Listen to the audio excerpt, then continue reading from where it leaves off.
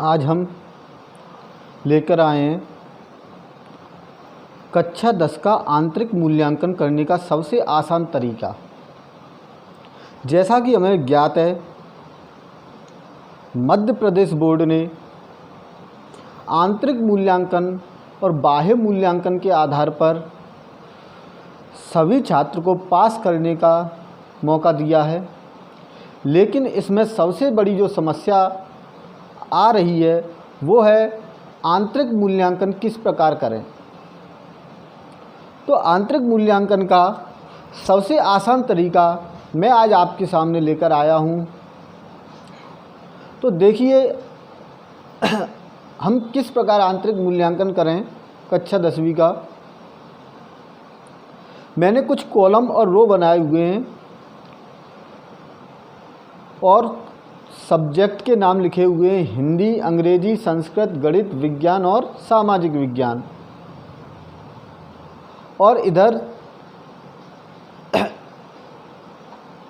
Half yearly और pre board के जो एग्ज़ाम हुए उनके मार्क्स, फिर सेकंड नंबर पर यूनिट टेस्ट के जो मार्क्स आए हुए हैं उन वो रखे गए हैं। थर्ड नंबर पर जो प्रोजेक्ट के मार्क्स दिए गए हैं उनको रखा गया है। प्रोजेक्ट और प्रैक्टिकल में से प्रोजेक्ट और प्रैक्टिकल दोनों के मार्क्स हैं। जैसे अन्य विषयों में हिंदी, अंग्रेजी, संस्कृत, गणित और सामाजिक विज्ञान में प्रोजेक्ट्स के मार्क हैं, जबकि विज्ञान में प्रैक्टिकल के मार्क्स हैं। फिर हमने फोर्थ नंबर पर टोटल, इन सब का टोटल रखा गया है। फिर फिफ्थ नंबर पर इनको OMR शीट में किस प्रकार हम इनको भरें वो बताया गया है। तो देखते हैं।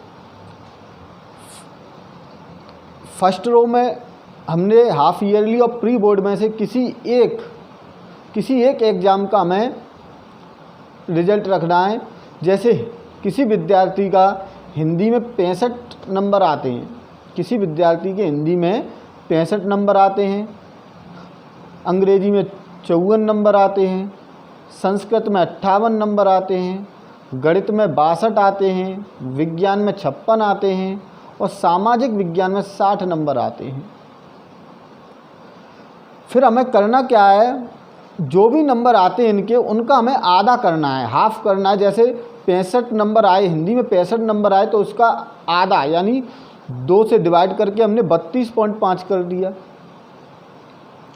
अंग्रेजी में 54 आते हैं तो 2 से डिवाइड किया, 27 नंबर आए।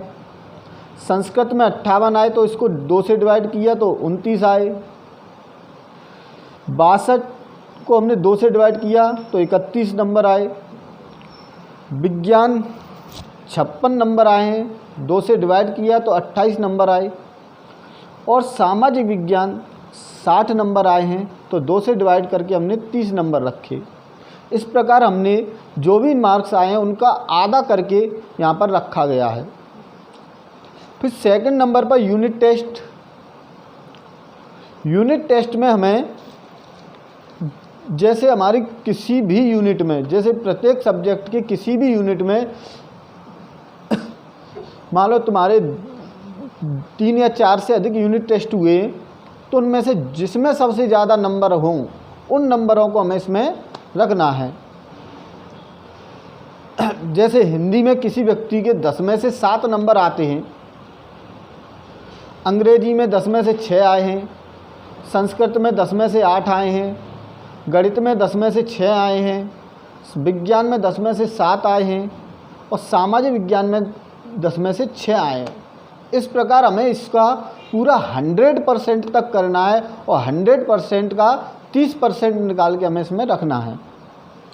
जिस प्रकार किसी के 10 में से 7 आए हैं तो इसका 100% कितना हुआ, 100 में से 70।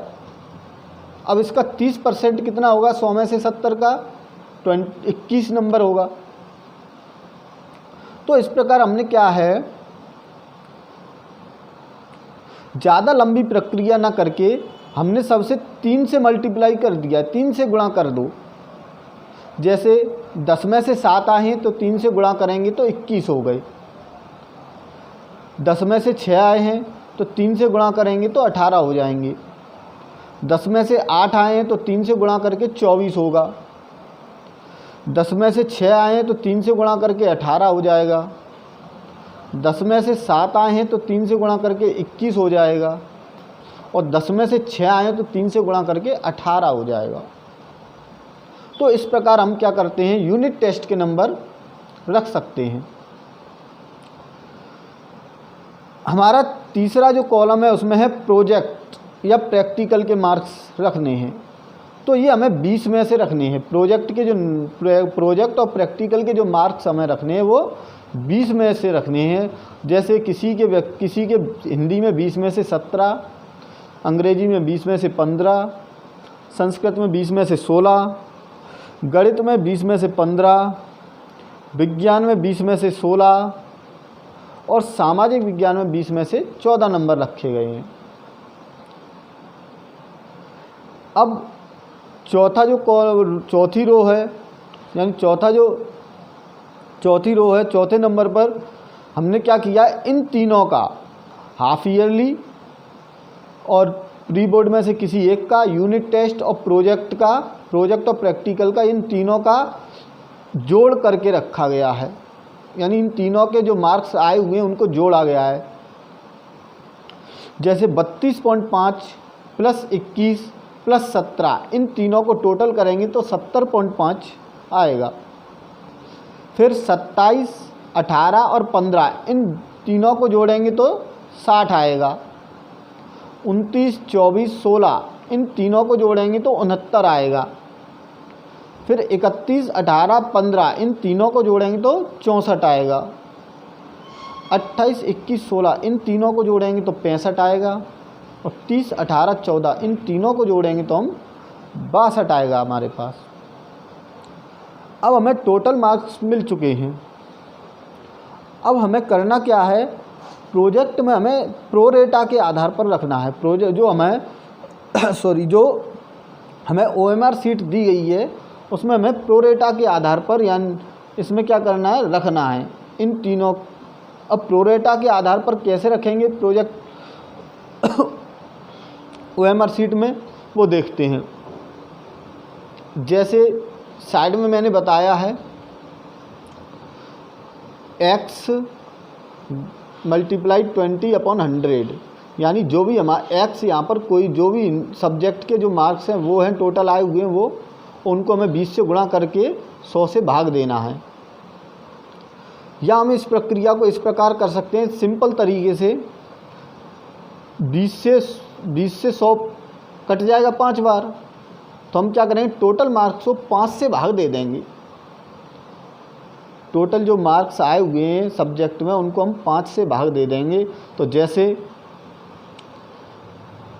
हिंदी में 70.5 आया है, तो 70.5 को अगर हम 5 से भाग देंगे तो 14.1 आएगा।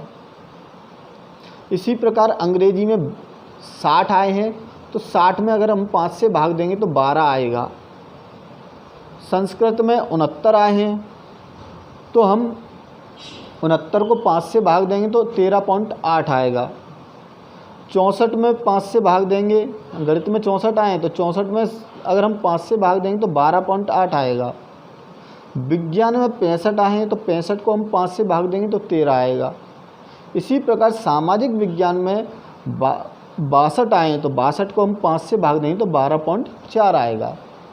इस प्रकार हमें क्या मिलेंगे, प्रोरेटा के आधार पर OMR सीट में भरने के लिए जो नंबर मिलेंगे वो हमारे यहाँ पर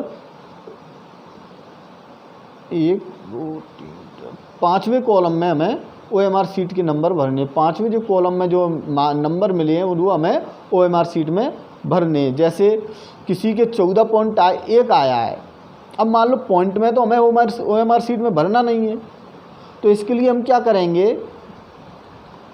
5 जो अगर पॉइंट के बाद 5 से नीचे आता है तो हम उसको 14 रख सकते हैं, यानी उसके लगभग रख सकते हैं। और 5 से ऊपर आता है तो उसके आगे जो लगभग है उसको रख सकते हैं। जैसे 14.1 आया है, तो हम इसको पॉइंट में ना रख के, दशमलव में ना रख के, इसको हम सीधा 14 रख सकते हैं। OMR शीट में हम इसको 14 भर सकते हैं। ऐसे ही OMR शीट में हम 12 भरेंगे। अंग्रेजी का जो कॉलम होगा उसमें 12 भरेंगे। संस्कृत में 13.8 आया, ये 5 से ऊपर, यानी पॉइंट के बाद 5 से ऊपर आया 8, तो हम इसको 13.8 की जगह हम इसको 14 भर सकते हैं। इसी प्रकार 12.8 आया है, तो हम इसको 12.8 ना लिख के 13 भर सकते हैं। इसी प्रकार विज्ञान में 13, OMR शीट में हम 13 भरेंगे। विज्ञान की जो OMR शीट नहीं होगी, इसमें प्रैक्टिकल शीट होगी। विज्ञान की जो प्रैक्टिकल शीट होगी उसमें हमें भरना है 13। और फिर सामाजिक विज्ञान में हमें 12.4, यानी 12.4 आया है, तो हम इसको 12.4 ना लिख के केवल 12, OMR शीट में हम इसकी 12 भर सकते हैं। इस प्रकार हम क्या करते हैं, सिंपल तरीके से हम क्या कर सकते हैं, बच्चों का रिजल्ट बना सकते हैं। आइए देखते हैं, मैंने एक रिजल्ट तैयार किया है। जैसे ये मैंने रिजल्ट बनाया कि विद्यार्थी का नाम, सबसे पहले मैंने ऊपर क्रमांक, विद्यार्थी का नाम, विद्यार्थी के पिता और माता का नाम, जाति, माध्यम, उसकी जाति क्या है, उसका माध्यम क्या है, वो सब मैंने रखा हुआ है।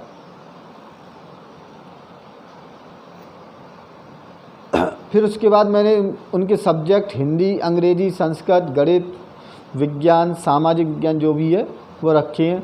फिर मैंने फिर मैंने बच्चों के नाम, जैसे पवन सिंह, उसका रोल नंबर नीचे लिखा हुआ है, और फिर उसके माता पिता का नाम, फिर जाति, फिर हिंदी, माध्यम क्या है, हिंदी है, डेट ऑफ बर्थ क्या है, उसकी जन्म तिथि क्या है वो रखी है। फिर उनके मार्क्स बनाए। जैसे हिंदी में 65 नंबर किस में आए, अर्धवार्षिक परीक्षा में। 7 नंबर तुम्हारे यूनिट टेस्ट में आए, और 17 नंबर प्रोजेक्ट में आए। 17 नंबर प्रोजेक्ट में आए। फिर मैंने 65 का आधा किया, फिर उसको 7 को 3 से मल्टीप्लाई किया और 17 को उसमें जोड़ दिया। 65 का आधा 7 का 3 से मल्टीप्लाई करके 17 को जोड़ दिया, तो जो टोटल हमारा आएगा वो मैंने रेड पेन का यूज किया है, 70.5 मैंने रख दिया। फिर मैंने जो मुझे OMR शीट में भरना है नंबर, वो मैंने ब्लैक पेन का यूज़ किया है। तो इसको करने के बाद 20, हम इसको 5 से 70.5 को 5 से भाग देंगे, तो हमारे पास जो आएगा वो 14.1 आएगा। और इस 14.1 को हमें क्या करना है, OMR शीट में भरना है। लेकिन OMR शीट में हमें पॉइंट में, दशमलव में नहीं भरना। 14.1 है तो हम इसको 14 मानकर, लगभग 14 मानकर 14 नंबर उसमें OMR शीट में भर सकते हैं। इसी प्रकार अंग्रेजी, संस्कृत, विज्ञान, सामाजिक विज्ञान में भर सकते हैं। तो मैंने ये रिज़ल्ट तैयार किया है, बहुत ही आसान तरीके से ये रिज़ल्ट बनाया गया है। अगर जिस किसी को भी हेल्प चाहिए हो तो मेरा कॉन्टैक्ट नंबर दिया गया है। मेरा नाम लकी शिकरवार और कॉन्टैक्ट नंबर 9807216699 है। और यूट्यूब चैनल पर भी तुम इसे आप लोग सर्च कर सकते हैं, लकी शिकरवार के नाम से ही यूट्यूब चैनल है। तो नमस्कार।